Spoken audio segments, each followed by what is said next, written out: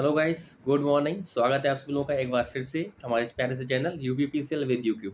So guys, आज मैं यहाँ पर आया हूँ आप लोगों के साथ में अपनी हिंदी की स्ट्रैटेजी को शेयर करने कि आप हिंदी की तैयारी कैसे कर सकते हैं। हिंदी का जो पोर्शन है कि यार हिंदी को पढ़े हुए काफ़ी टाइम हो जाता है। हम लोग मे बी इंटर या हाई स्कूल में पढ़ते हैं तो अब काफ़ी टाइम हो जाता है और हम लोगों को वो सारी चीज़ों की इतनी नॉलेज नहीं रहती है।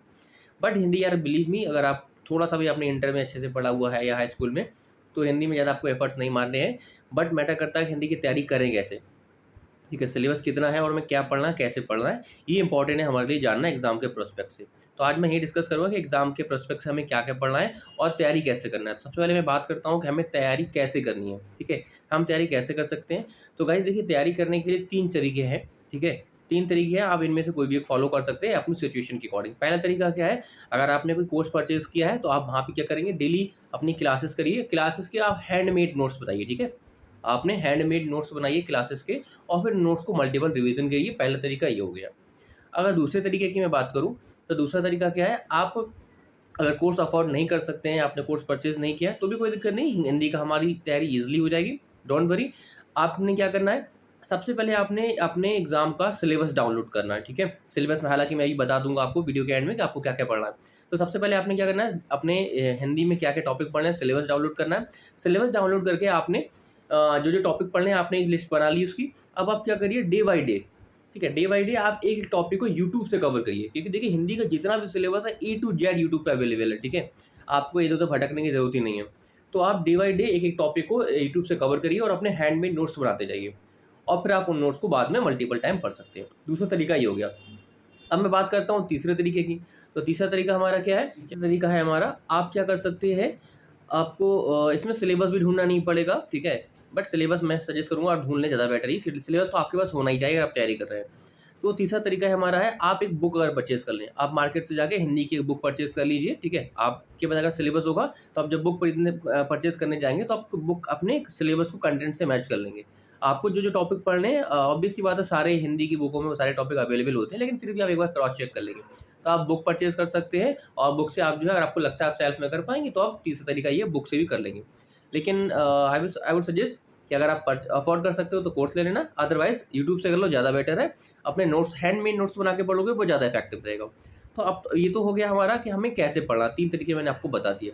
अब मैं बात करता हूँ सिलेबस की कि हमें क्या-क्या पढ़ना है, ठीक है? जो लोग यूट्यूब से पढ़ने जा रहे हैं या जो लोग मे बी कोर्स में पढ़ रहे हैं, तो वो भी इस चीज़ को ध्यान से देख लें कि मे बी आपके कोर्स में कोई एक आध टॉपिक छूट तो नहीं रहा है। अगर आपको सिलेबस पता होगा तो ये चीज़ें आप देख पाएँगे। तो मैं जल्दी से सिलेबस की बात करता हूँ, सिलेबस हमें क्या-क्या पढ़ना है। देखिए सिलेबस में हमारे क्या-क्या है, हमें सबसे पहले विलोम शब्द पढ़ लें। आप लोग पेन और कॉपी लेके बैठिए, जल्दी से नोट डाउन करते रहिए। करीब 15-16 चीज़ें हैं। सबसे पहले विलोम शब्द पढ़ने हैं हमें, फिर पर्यायवाची भी हमें पढ़ने हैं, फिर हमें वाक, वाच्य एंड शुद्धिकरण। तीसरा टॉपिक है वाक, वाच्य एवं शुद्धिकरण, वो पढ़ना है। चौथा है हमारा बर्तनी, बर्तनी शुद्धिकरण वगैरह वो सब पढ़ना है। पाँचवाँ है हमारा लिंग एवं वचन, वो पढ़ने हैं। छठा है हमारा मुहावरे एवं लोकोक्तियाँ।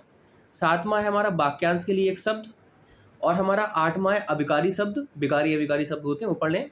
9वाँ है समास, 10th रस, 11th अलंकार, 12th प्रत्यय, 13 तत्सम तद्भव शब्द, 14 क्रिया संज्ञा सर्वनाम विशेषण, क्रिया विशेषण एवं इनके विभिन्न प्रकार, इनके टाइप्स भी पढ़ लें हमें। 15 है रचनाएँ, कुछ राइटरों की रचनाएँ वगैरह हैं जो इंपॉर्टेंट कई टाइम रिपीट की जाती हैं, आप वो पढ़ सकते हैं। 15 रचनाएँ हो गई और 16 लास्ट टॉपिक बच रहा है, ये इंपॉर्टेंट टॉपिक है जो आपको पढ़ना है। हालाँकि यूट्यूब पे शायद नहीं मिले, बट आप क्या करेंगे, आपको प्रैक्टिस सेट तो देखिए लेना ही पड़ेगा और मैंने सजेस्ट किया था, मैंने जो पढ़ा है वो था यूथ कॉम्पिटिशन टाइम का, एक आता है अराउंड 300 रुपये के आसपास की बुक है। उसमें आपको सारे सब्जेक्टों के लिए प्रैक्टिस सेट मिल जाएँगे। अराउंड 15 से 16 पेपर होते हैं जिसको आप अटेम्प्ट कर सकते हैं अपनी तैयारी को कंप्लीट करने के बाद। तो ये लास्ट टॉपिक जो है इंपॉर्टेंट है, बट ये आपको यूट्यूब पे नहीं मिलने वाला है। ये है गद्यांश पद्यांश, ठीक है? अराउंड 5 से 6 नंबर का वेटेज रहता है, तो एक इंपॉर्टेंट टॉपिक है और इसको हमें प्रैक्टिस करनी ही पड़ेगी। इसमें कोई रटने ऐसा कुछ है ही नहीं यार, आप बस प्रैक्टिस करेंगे आपका हो जाएगा। तो आप जो प्रैक्टिस सेट लगाएँगे उसमें 15 से 16 पेपर जो होंगे वो आपको दिए गए होंगे, वो आप अपने देख लेना, अच्छे से उसको 1-2 बार कर लेना, रिपीट कर लेना, तो आपका इतने दिन क्लियर हो जाएगा, ठीक है? आपको पता लग जाएगा क्वेश्चन किस तरह से पूछ सकता है गद्यांश पद्यांश से, कैसे क्वेश्चन बनते हैं। हालाँकि हम सब जानते हैं, हम सबने 11th-12th में पढ़ा हुआ है, ठीक है? सो इस तरह से ये कुछ टॉपिक हैं। आई होप आपने नोट कर लिए होंगे, ठीक है। तो इनको अच्छे से मल्टीपल टाइम आप इनका सिलेबस वो क्या बोलते हैं उसको यूट्यूब से करिए या अपनी पेड कोर्स में जैसे भी कर रहे हैं, इनके नोट्स बना के हैंडमेड नोट्स बनाइए। देखिए मैं बार-बार सजेस्ट कर रहा हूँ, आप हैंडमेड नोट्स जितने बनाने पे फोकस करेंगे ना, उतना ज़्यादा ही एग्ज़ाम टाइम आप टाइम सेव कर पाएँगे और उतना ज़्यादा ही आपके लिए इफ़ेक्टिव रहेगा। तो जहाँ तक हो सके हैंडमेड नोट्स बनाइए, पीडीएफ पर डिपेंड मत रहिए, ठीक है? और क्या बोलते हैं बुक्स पर ज़्यादा डिपेंड मत रहिए, मतलब बुक्स को हाँ रखिए, एडिशनल सोर्स के हिसाब से उसको रख सकते हैं, बट सिर्फ बुक को मत रखिए, ठीक है? बुक को हम बाद में एडिशनल के बिहाफ़ पे पढ़ सकते हैं। तो that's all for the day. Hope आप लोगों को वीडियो पसंद आई होगी। अगर आपको वीडियो पसंद आई है और आपने अब तक चैनल को सब्सक्राइब नहीं किया है, तो जल्दी से वीडियो को लाइक कर दीजिए और चैनल को सब्सक्राइब कर दीजिए, ताकि आगे आने वाली इंपॉर्टेंट वीडियोज़ की अपडेट्स आपको मिलती रहे। तो that's all for the day guys, मिलते हैं अगली वीडियो में, तब तक के लिए नमस्कार।